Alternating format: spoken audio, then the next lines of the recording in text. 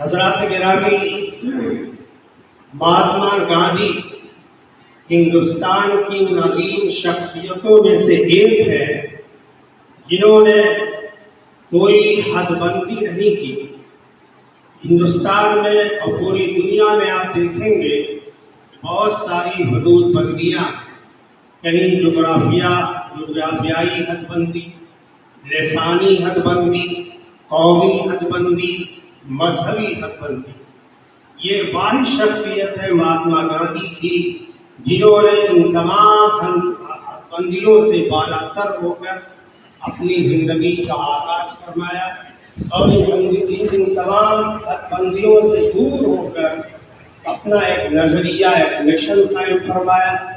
اس لیے کہا جاتا ہے کہ گاندھی جی کی زندگی ایک کھلی ہوئی کتاب ہے جس کا ہر ورق کھلا ہوا، جس کی ہر سطر روشن، جس کا ہر لفظ کھلا اور صاف شفاف اور جس کا ہر حرف تابناک اور چمکدار۔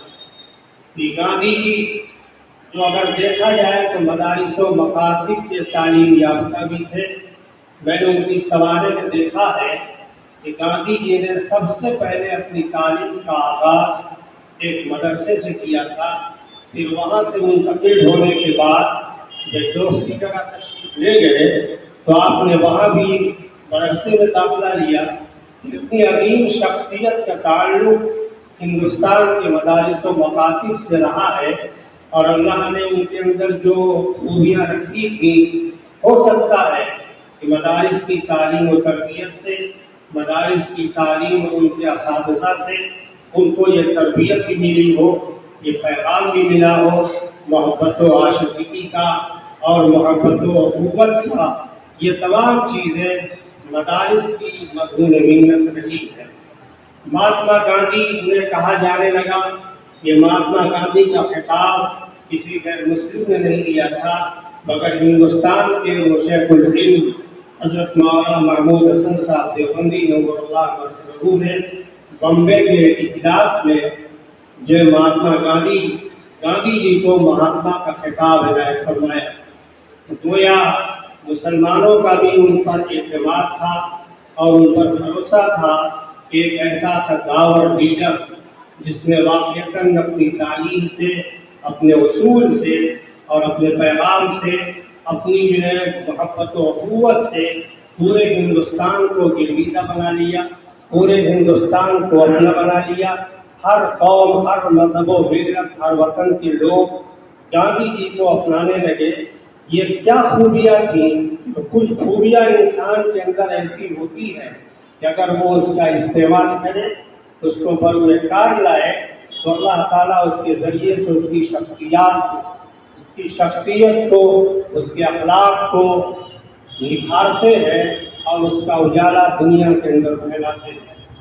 مہاتما گاندھی انشا پرداز اور مشہور و معروف صحافی تھے جو انگریزی زبان کے صحافی بھی رہے ہیں اور بہت اچھے ادیب اور انشا پرداز رہے ہیں اور ہمیشہ ہندوستان کی جنگ آزادی میں دل و جان سے انہوں نے قربانیاں پیش کی۔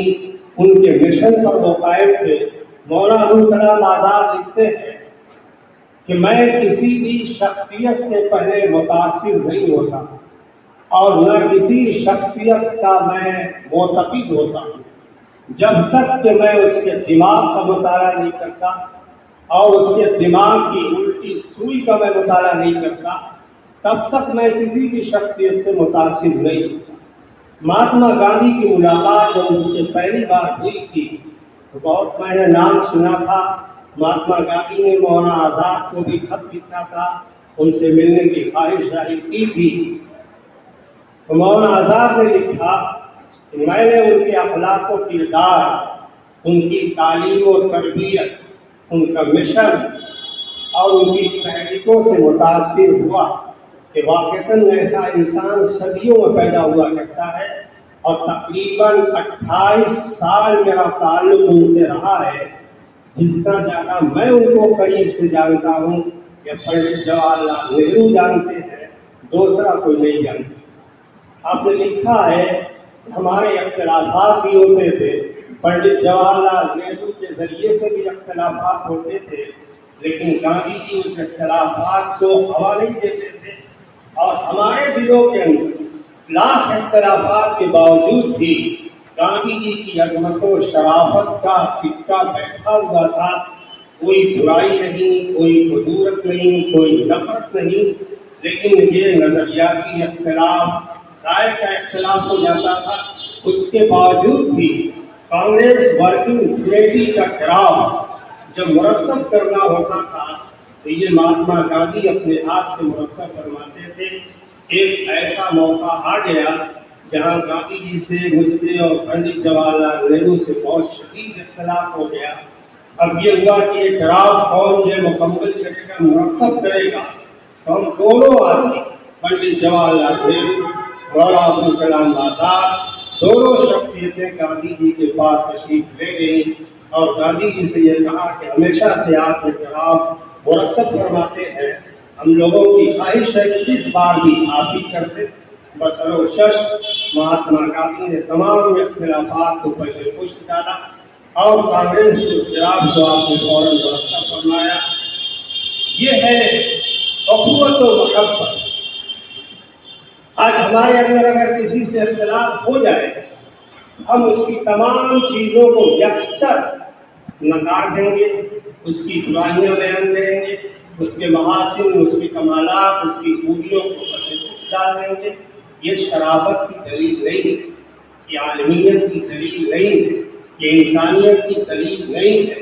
हर इंसान के अंदर कुछ न कुछ कमालात भी होते हैं, महासिन भी होते हैं, खूबियाँ भी होती हैं और बशरी तकाज़े के मुताबिक खराबियाँ भी हो सकती हैं। लेकिन एक खराबी के एवज़ में हम उसकी तमाम खराबियाँ, महासिन को, कमालात को दरकिनार कर दें, ये इंसानियत के खिलाफ है। इसलिए जितने बड़े लोग होते हैं, ऊंचे दर्जे के लोग होते हैं, आला किस्म के लोग होते हैं, उनका सर भी उतना आला होता है, उनका दिल भी उतना जो वसी होता है कि वो अपने दिल में सब चीज़ों को समो लेते हैं और उसको जो है कभी सामने नहीं लाते और हंगा पेशानी के साथ, खुशदिली के साथ अपने कामों की तकमील करते रहते हैं। तो गांधी, महात्मा गांधी ने पूरे हिंदुस्तान की जनता और आवाम को अपनी हयात में ये पैगाम दिया कि हमें ज़िंदगी कैसे गुजारना चाहिए। उनकी एक खूबी ये भी थी कि तमाम मज़ाहिब का मुताला करते थे। जिन मजहब में जो खूबियाँ नज़र आती थीं, गांधी जी उस खूबी को अपना लेते थे और उस खूबी को अपना लेना बाइसे सआदत फख्र समझते थे। इस्लाम की बहुत सारी खूबियाँ उनके अंदर नुमायां तौर से दिखती हैं। जैसा कि डॉक्टर रफीक साहब ने कहा, जो बहुत ही मुख्तसर तकरीर में बयान उनके तमाम गोशों को उजागर किया कि गांधी जी से ये कहा गया था कि हिंदुस्तान की हुकूमत का मदार और हिंदुस्तान में हुकूमत और सल्तनत और बादशाहत कैसे चलाई जाएगी, तो ये इस्लाम की तालीमात थी कि गांधी जी ने कहा था कि सैयदना सिद्दीक़ अकबर रज़ियल्लाहु ताला अन्हु का दौरे हुकूमत और सैयदना उमर इब्न खत्ताब रज़ियल्लाहु ताला अन्हु का दौरे हुकूमत का मुताला कर लिया जाए। आप बखूबी हुकूमत चलाने का हुनर सीख लेंगे। तो उमर इब्न खत्ताब ने अपने राय से और अपने दिमाग से, अपनी आली ज़रबी से पूरे हिंदुस्तान को ये पैगाम दे दिया कि देखिए हुकूमत कैसे की जा सकती है, बादशाहत कैसे की जा सकती है, अदल इंसाफ कैसे कायम किया जा सकता है, लोगों के हुकूक कैसे बेल तकसीम किए जा सकते हैं।